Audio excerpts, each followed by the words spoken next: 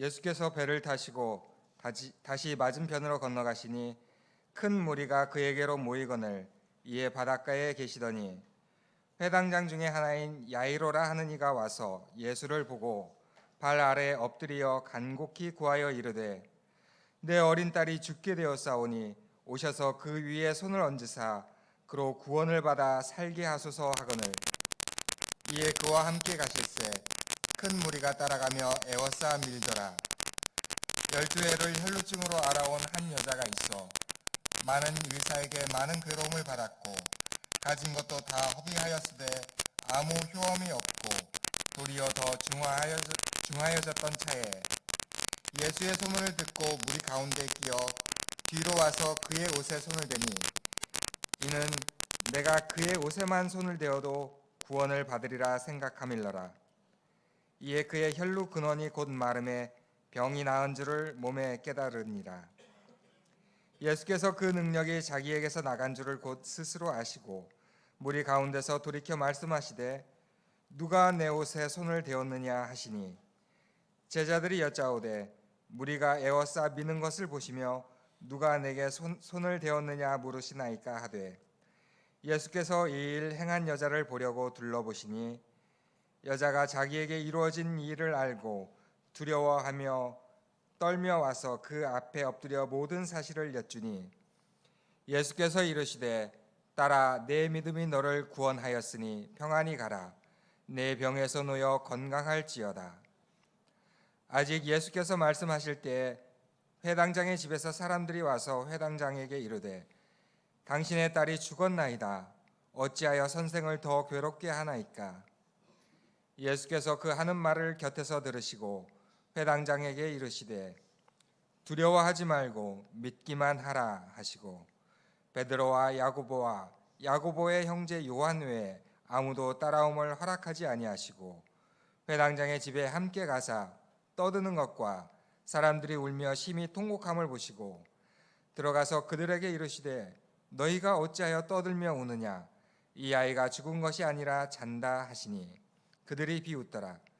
예수께서 그들을 다 내보내신 후에 아이의 부모와 또 자기와 함께한 자들을 데리시고 아이 있는 곳에 들어가사 그 아이의 손을 잡고 이르시되 달리다굼 하시니 번역하면 곧 내가 네게 말하노니 소녀야 일어나라 하심이라.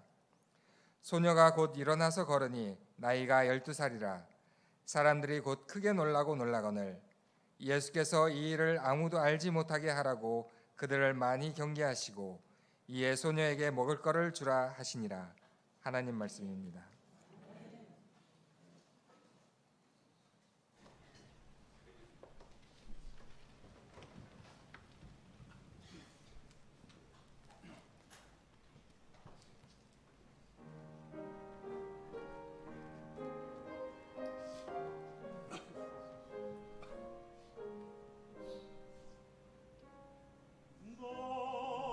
믿으라 주 예수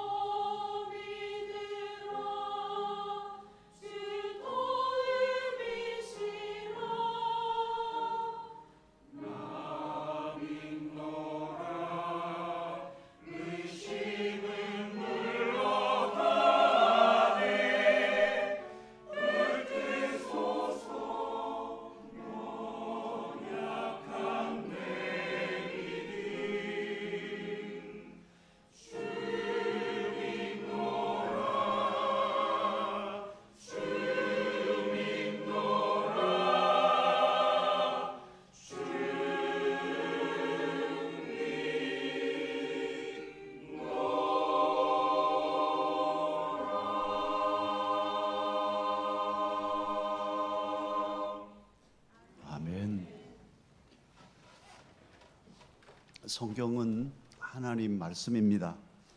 그런데 이 하나님 말씀 안에 연약하고 아프고 슬픈 이들의, 흔들리는 이들의 이야기들이 많이 기록되어 있습니다. 하나님의 말씀인데 왜 사람들의 이야기가 기록되었을까요? 그것은 하나님께서 사람들을 사랑하신 까닭이지요. 하나님의 말씀은 바로 저와 여러분 사람들을 사랑하셔서 저와 여러분 사람들에게 주시는 말씀입니다. 오늘 본문도 두려움을 안고 사는 사람들의 이야기입니다. 첫 번째 사람은 회당장 야이로이지요. 회당장은 사실은 그 직 자체가 지방의 유지를 의미합니다. 그 지역에 사는 사람들 중에서 유력한 사람을 회당을 돌보는 장으로 삼았으니까요. 신앙적으로도 허투루 사는 사람은 아니었겠죠. 그리고도 오늘 회당장 야이로는 12살 먹은 딸을 기르는 아버지이기에 인생으로도 결혼해서 자녀를 낳아 12년이 지나는 마당이니까 완숙한 경지에 이제 이르러가는 그런 익어가는 그런 인생의 삶을 살고 있는 사람이기도 합니다. 그런데 이런 야이로에게 두려움이 찾아왔습니다. 심히 두려웠습니다. 왜냐하면 눈에 넣어도 아프지 않을 귀한 딸을 잃어버릴까 두려워한 것이죠. 그 딸에게 죽을 병이 들었습니다. 그래서 회당장은 이제 소중한 딸을 살려보려고 예수님께 찾아와서 땅에 무릎 꿇고 간청하고 있습니다. 딸바보 야이로. 딸바보는 두렵습니다.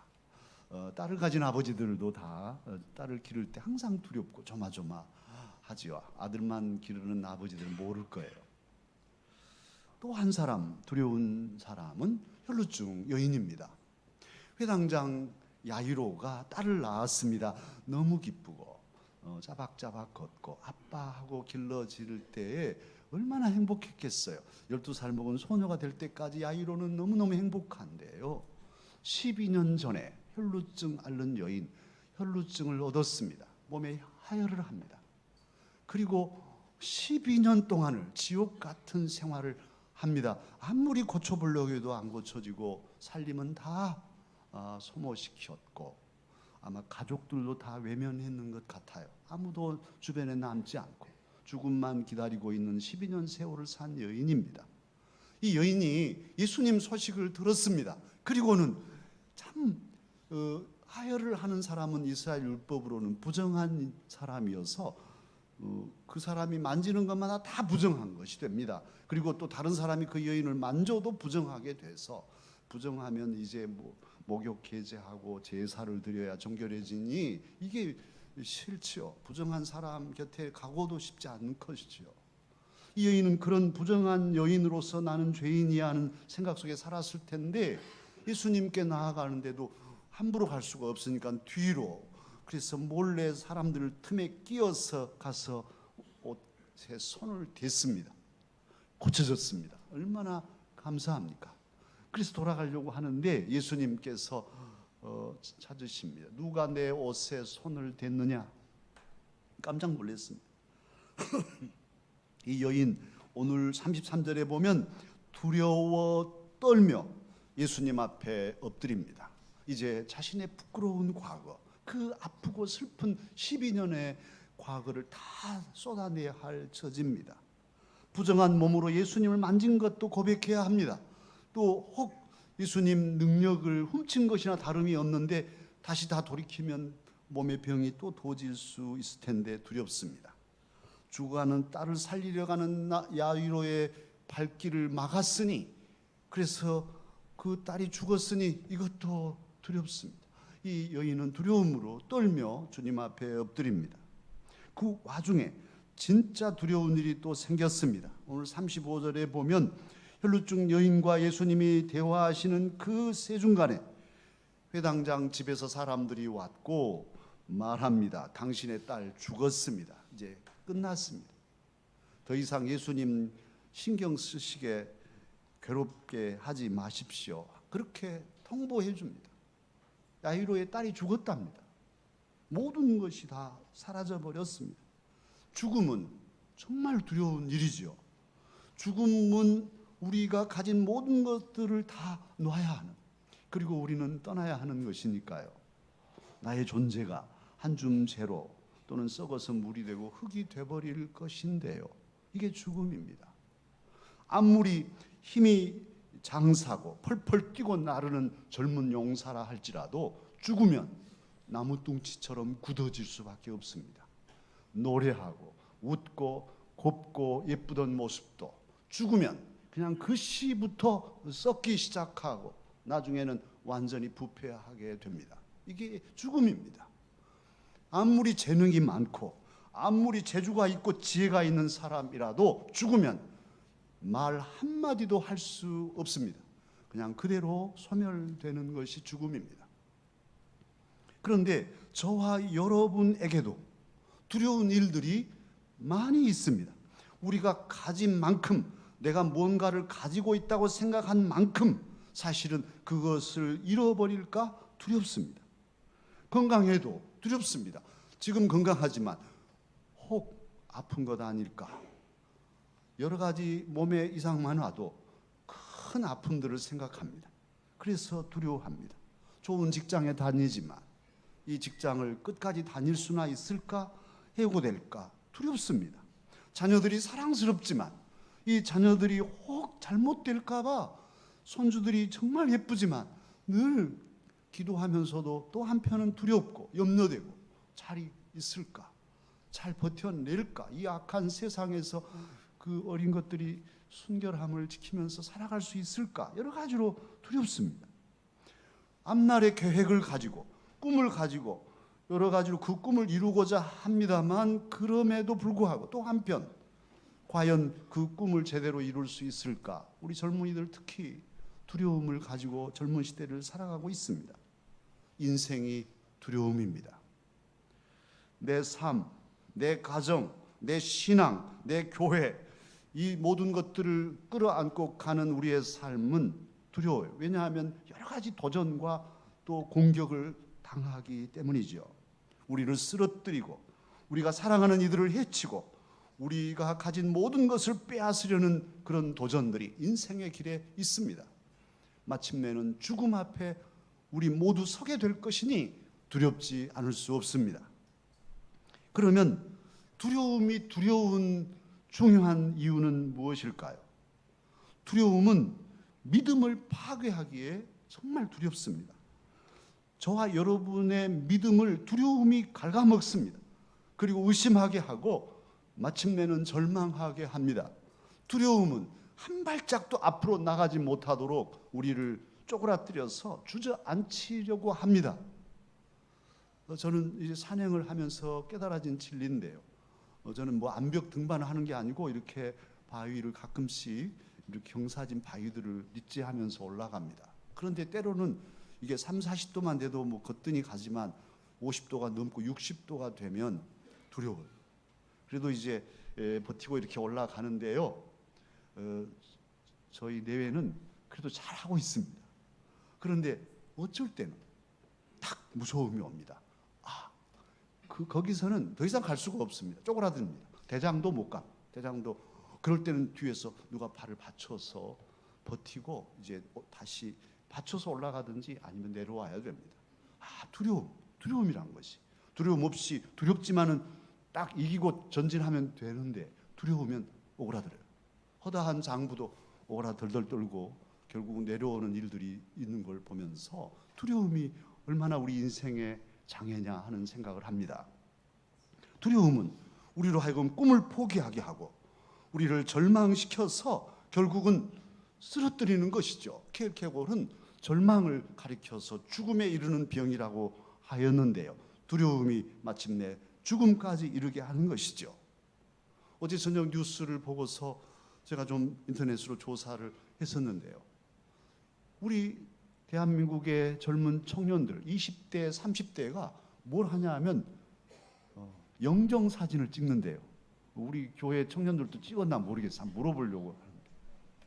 아니 세상에 펄펄 날라도 시원치 않을 젊은이들이 영정 사진을 찍는다. 이게 뭔 일일까? 우리 사회가 얼마나 힘들면 젊은이들이 죽음을 생각하고 자기 영정 사진을 찍는데, 뭐 고시원에서라든지 막 열심히 자기 꿈을 이루기 위해서 가족도 돌보지 않고 그냥 올인했는데 잘 안 되고, 그래서 영정 사진을 찍으려고 딱 앉은 순간 제일 생각나는 사람, 가족. 가족이 얼마나 소중했나, 이런 것들 깨닫는다는 거예요. 4만 원 주고 찍거나 10만 원 주고 찍는다는데 우리 젊은이들도 한번 찍어 보시든지요. 유언을 그때 쓰면서 이제 찍는데 유언을 쓰다가 못 쓰고 운대요. 그러면 사진도 못 찍고 한참을 기다려야 된다고 그 사진사들이 얘기했습니다. 이 시대에 우리 젊은이들이 정말 아프구나, 너무너무 힘들구나, 이런 일이 없었는데 20, 30대가 펄펄 꿈을 향해 전진할 세대들이 영정사진을 찍고 앉아있다니 하는 생각도 하면서도, 이들은 그렇게라도 해서 죽음을 간접 체험함으로 두려움을 극복하고 자신의 꿈을 향하여 다시 일어서서 전진하려는 이런 일들을 지금 우리 한국 사회 젊은이들이 하고 있습니다. 사랑하는 강서가족 여러분, 우리 모두 두려움을 물리쳐야 합니다. 두려움을 돌파해내야 합니다. 두려움을 이겨야 다시 일어설 수 있습니다. 두려움을 물리쳐야 한 발이라도 전진할 수 있습니다. 두려움을 물리쳐야 당당하게 설 수 있습니다. 두려움을 물리쳐야 가족을 살릴 수 있습니다. 두려움을 물리쳐야 하나님께 영광을 돌리며 주님께도 충성할 수 있습니다. 그러면 어떻게 해야 두려움을 물리치고 이길 수 있을까요? 두려움의 문제는 사실 외부에서 여러 가지 환경과 여건들이 어려워서 두려움을 우리에게 주기도 하지만요, 사실 외부든 내부든 따지고 보면 마음의 문제입니다. 내 마음이 문제인 거죠. 두려울 일도 두려움을 내 마음에서 이겨낼 수도 있고, 두렵지도 않는데도 미리 두려울 수도 있는 것이니까요. 세상에 7전 8기 하는 사람이 있는가 하면 그냥 초장에 박살되는, 한 번 넘어져 가지고 모든 거 포기해버리는, 아이고 무서라 하고 도망가 버리는 사람도 있으니까요. 대군을 이끌고도 항복하는 장군이 있는가 하면 함대가 다 파손되고 그냥 조그마한 배들 12척 남았는데도 나라를 구원하는 장군도 있잖아요. 이것은 마음의 문제예요. 하나님께서는 하나님의 사람들에게 성경에 보면 요소에서 중요한 때 하나님의 중요한 일꾼들에게 무슨 말씀을 하시냐면 두려워하지 말라, 두려워하지 말라, 이 말씀을 하고 계셔요. 믿음의 조상 아브라함, 그가 하나님의 말씀 붙잡고 이제 갈 바를 알지 못하고 가나안에 왔는데요, 이리저리 방황합니다. 그런데 약속하신 후손은 태어나지도 않고 세월은 흐르고, 어떻게? 창세기 15장 1절에 보면 아브라함이 아니고 할례도 아직 안 받았던 그 아브람일 때에 하나님은 나타나셔서 아브라함에게 말씀하십니다. 두려워하지 말라, 이렇게 말씀하시죠. 아브라함아, 두려워하지 말라. 나는 내 방패요, 너의 지극히 큰 상급이니라. 아브라함아, 너 두렵냐? 두려워하지 마라. 지금 80이 넘어가는 아들 아브라함에게 하나님께서 직접 하신 말씀이에요. 아브라함아, 두려워하지 마라. 나는 너의 방패다. 그리고 너의 지극히 큰 상급이 바로 나다. 이렇게 용기를 주시고 믿음을 북돋아 주십니다. 또 한 사람은 여호수아입니다. 모세가 120을 이스라엘 백성을 이끌다가 120을 살고 느보산에서 죽었습니다. 지도자가 없어졌어요. 그리고 여호수아에게 모든 지휘권을 이양시키죠. 여호수아 그때 나이가 약 80이 다 되어서 80이 넘었던지 할 때입니다. 노년에 이 여호수아 40년 동안 이스라엘 백성들이 하나님의 사람 모세를 얼마나 괴롭혔던 걸 다 보았던 지도자입니다. 그런데 이제 이 이스라엘 백성들을 이끌고 요단강 건너서 가나안 땅에 가 전쟁을 해야 합니다. 얼마나 무서웠겠어요. 두려웠겠어요. 그래서 쪼그라져 있습니다. 이때 여호수아 1장 9절에 하나님께서 말씀하십니다. 내가 네게 명령한 것이 아니냐. 강하고 담대하라. 두려워하지 말며 놀라지 말라. 내가 어디로 가든지 내 하나님 여호와가 너와 함께 하느니라. 제가 담임 목사 처음 나갈 때 이 말씀 붙잡고 한 반나절을 울고 이 말씀 붙잡고 갔었습니다. 참으로 우리 딸내미 미국 보낼 때도 이 말씀 들려서 보냈습니다. 내가 어디로 가든지 네 하나님 여호와가 너와 함께 할 것이니 두려워하지 말고 놀라지 말고 담대해라. 오늘 여호수아는 이 말씀을 붙잡고 요단을 건너서 가나안 31왕을 정복하고 하나님의 나라를 세웠습니다. 그뿐이 아닙니다. 만왕의 왕이신 저와 여러분을 사랑하셔서 당신의 몸을 주시고 생명을 주신 예수 그리스도께서는 오늘 본문 말씀을 통해 저와 여러분에게 약속의 말씀을 주십니다. 오늘 36절 말씀입니다. 두려워 말고 믿기만 하라. 두려워 말고 믿기만 하라고 말씀하십니다. 이 말씀의 시점은 야이로의 딸이 죽었을 때입니다. 야이로 그래도 숨쉬고 살아있으면 죽을 병에 걸렸어도 예수님이 살려주련만은 이제 죽어버렸네. 끝나버렸습니다. 그래서 이제 정말 절망밖에 슬픔밖에 남지 않은 그 야이로의 귀에 주님은 그 절망의 순간에 들려주신 말씀이 야이로야 지금 슬프고 두렵냐? 두려워 말고 믿기만 하라. 그래서 야이로 하여금 힘을 내고 예수님 모시고 나아가서 결국 딸을 살리게 하였습니다. 그러면 예수님께서 믿으라고 하실 때 도대체 무엇을 믿으라는 말씀일까요? 두려워하지 말고 믿으라는데 뭘 믿을까요? 그 믿음의 대상은 예수 그리스도이십니다. 말씀을 하고 계신 예수님께서 바로 저와 여러분이 믿을 야이로도 믿고 구원받고 그 가정이 복된 것처럼 저와 여러분도 믿고 하나님의 은혜를 체험할 수 있는 믿음의 대상이 예수 그리스도이십니다. 예수님은 믿음의 주요 또 온전케 하시는 주님이라고 히브리서 12장은 말씀하고 있죠. 예수님은 선한 목자이십니다.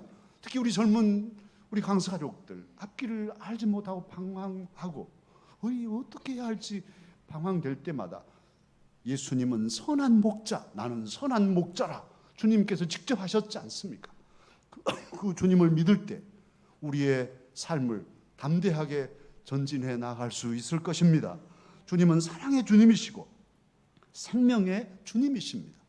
주님은 능력의 주님이셔서 그 여인이 예수님 옷에 손만 대도 12년의 고통이 한순간에 사라지는 이런 놀라운 치료의 역사가 일어났었습니다.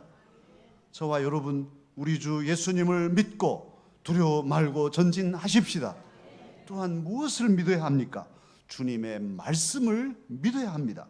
손에 잡히지 않아도 또 어떻게 눈에 보이지 않아도 주님의 말씀을 마음에 품으면 이 말씀이 우리에게 위로가 되고 우리에게 소망이 되고 우리에게 능력이 됩니다.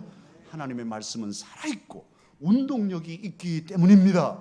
하나님의 말씀을 품는 사람들에게는 하나님의 말씀을 통해서 주님이 임재하시고 우리에게 지혜를 주시고 용기를 주시며 그 생명의 능력으로 자신의 삶을 뚫고 전진하게 하는 것입니다. 오늘 12의 혈루증 여인과 야이로, 오늘 말씀을 잘 보면 큰 무리 중에 한 사람 야이로, 큰 무리 중에 한 여인 혈루증 여인, 이들이 놀라운 은혜를 받았는데요, 죽은 딸을 산 딸로 받았던 그 이면에는 신라 같은 믿음을 가지고 예수님과 동행한 그 일로 인하여 이런 은혜를 받았습니다. 12의 혈루증을 앓았던 여인, 예수님의 옷에 손대면 나으리라는 생각과 그 앞에 토로하고 고백하며 주님을 의지했던 그 믿음으로 그 병이 고침받았습니다. 사실 이 여인 예수님의 옷 싹 손대고 펑 나았네, 그리고 조용히 집에 갔다면 그건 무속적인 신앙이죠. 부적을 붙이거나 어디 뭐 영험한 데 가서 손대가지고 고침받는 꼴이죠.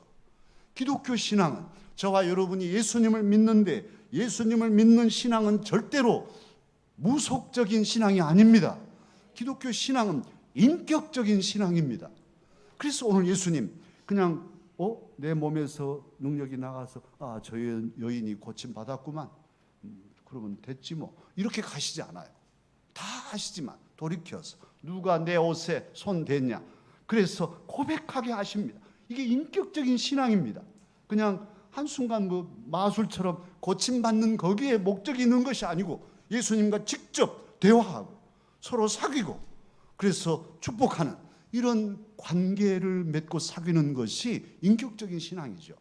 그래서 이 여인은 자신의 모든 것을 무릎 꿇고 토로하고 다 아뢰고 주님 다 들으시고 따라 내 믿음이 너를 구원하였으니 평안히 가라.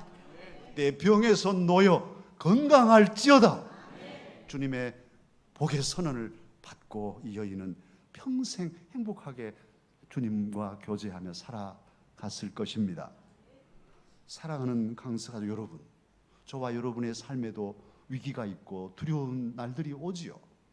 과연 저와 여러분이 살아가는 삶에서 우리가 인생의 위기 때 가장 붙들 수 있는 분은 누구일까요?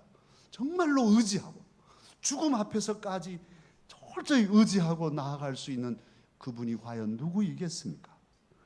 예수님은 저와 여러분의 삶에 온전한 믿음의 대상이신가요? 죽음 앞에서도 의지할 수 있는 분이 예수 그리스도이신가요? 여러분 어떻게 생각하십니까? 여러분의 위기의 때 여러분 누구를 붙들려고 하십니까? 절망 앞에서, 죽음 앞에서, 여러 가지 위기 앞에서 우리가 붙들 수 있는 유일한 분은 예수 그리스도뿐입니다. 예수 그리스도이십니다. 어제 토요일 아침 일찍 우리 장목사님이 저한테 전화를 했어요. 우리 진해순 집사님 부군 되시는 박인기 선생님이 지금 곧 돌아가시게 됐다고 빨리 오셔서 기도라도 해주시라. 그래서 부랴부랴 갔습니다. 얼마 전에 제가 복음을 전하고 이분이 예수님을 절대로 믿지 않아 애들에서 한 2시간 얘기도 안 믿으시던 분인데 받아들이셨거든요. 그리고 늘 기도하고 있었는데 어제 아침 일찍 새벽같이 갔어요. 캐나다에 따님들도 오시고 다 가족들이 있는데 그분 우리 박 선생님 앞에 제가 성경을 읽었습니다. 요한복음 11장 25절로 26절 예수께서 이르시되 나는 부활이요 생명이니 나를 믿는 자는 죽어도 살겠고 무릇 살아서 나를 믿는 자는 영원히 죽지 아니하리니 이것을 내가 믿느냐? 이 말씀을 읽어드리고 박사님 예수님을 지난번에 고백한 예수님을 구주로 믿으시냐고 또렷하게 믿습니다. 예수 내 구주 믿습니다. 아멘. 이분이 그렇게 말씀하시더라고요. 암으로 지금 돌아가시게 됐는데 가슴은 항상하게 뼈만 남아있는 그 가슴에 제가 손을 얹고 간절하게 기도했습니다. 온 가족이 다 울면서 둘째 따님이 너무나 신앙이 좋은데 너무너무 기쁘다고 아버지 위해서 그렇게 기도해도 복음을 받아들이지 않았는데 이렇게 3일 전부터는 다 감사하다. 도우미들한테도 감사합니다. 감사합니다. 아주 곱게 그렇게 죽음과 맞서 있었습니다. 저는 떠나오면서 박사님 죽음과 맞서십시오. 죽음을 돌파해내십시오. 예수님으로 부활하신 예수님, 생명이신 예수님을 의지하고 당당하게 죽음을 맞이하십시오. 마지막 마무리를 잘 하십시오. 당신도 그렇게 하시려고 하셨어요. 사랑하는 강사가족 여러분, 예수 그리스도만이 우리의 가장 결정적인 위기의 순간에 두려운 순간에도 참된 평안과 위로와 소망이 되십니다. 그 주님은 저와 여러분의 인생에도 우리가 어디 있든지 언제든지 우리 곁에서 선한 목자가 되시며 우리를 도우시고 지키시고 인도하여 주실 것입니다. 기도하겠습니다. 은혜로우신 주님 감사합니다. 인생의 위기가 많고 두려운 일들이 많고 또 앞길이 막막할 때가 많지만 우리 주님 예수님 참으로 말씀으로 우리 안에 거하시며 성령으로 임재하시며 우리의 선한 목자가 되시는 주님이심을 믿습니다. 두려워 말고 믿기만 하라. 그 말씀을 마음에 새깁니다. 따라 내 믿음이 너를 구원하였으니 평안히 가라. 이 말씀을 오늘 우리에게 주신 말씀으로 받습니다. 그 말씀 붙잡고 주님을 신뢰하며 나아갈 때 우리 강사육들의 앞길이 열려지게 하시고 모든 두려움을 물리치고 믿음으로 삶을 돌파해내며 마침내 승리하는 믿음의 용사들이 되게 하여 주옵소서. 우리 구주 예수님 이름으로 기도하옵나이다. 아멘. 말씀을 생각하며 함께 찬양하십시다.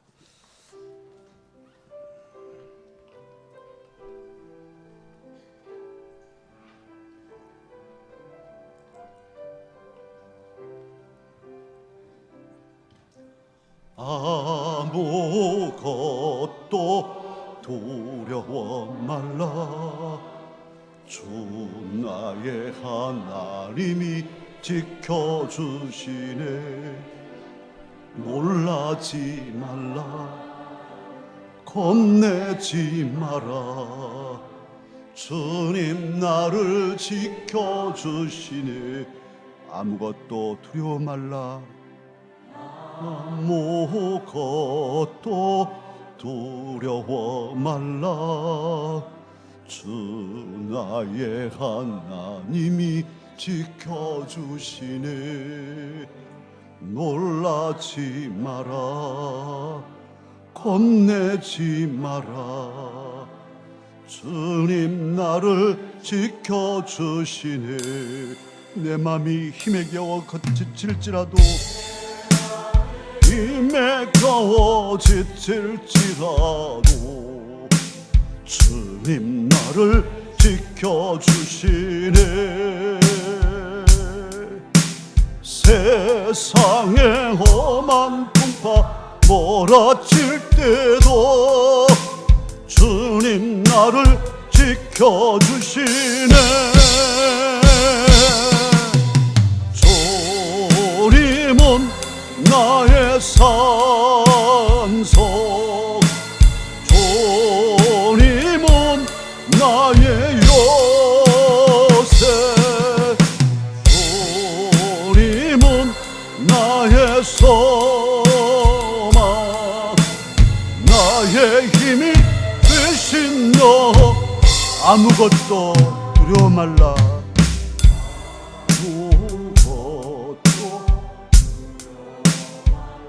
장로님들 나오십시오. 나의 하나님이 지켜주시네. 마라. 겁내지 마라. 주님 나를 지켜주시네. 아무것도 두려워 말라. 아무것도 두려워 말라. 하나님이 지켜주시네. 놀라지 마라. 겁내지 마라. 주님 나를 지켜주시네.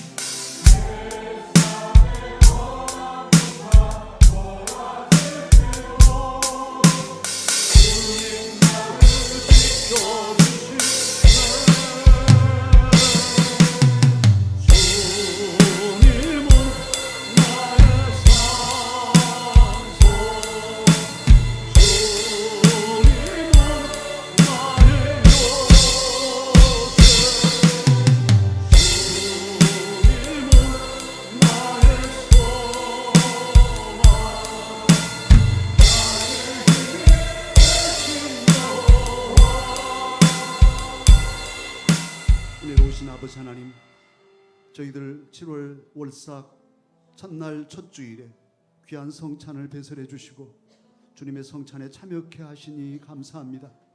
이 성찬에 성령님을 통하여 우리 주 예수님 이제 떡과 잔 속에 임재하여 계심을 믿습니다. 아버지 하나님, 수고하고 이 성찬을 준비하기 위해 쓰신 우리 장로님들 주님께서 성령으로 기름 부어 주시고 이 예전이 거룩한 예전이 되도록 도와주시옵소서.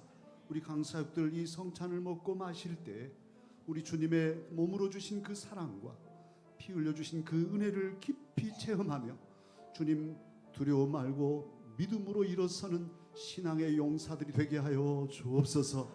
이 성찬을 통하여 우리의 약한 몸이 강건해지게 하시고 상한 마음들이 싸매어지게 하시며 모든 염려와 걱정이 사라지고 믿음으로 꿈을 향하여 전진할 수 있는 소망 있게 하옵소서. 감사드리며 예수님 이름으로 기도하옵나이다. 아멘.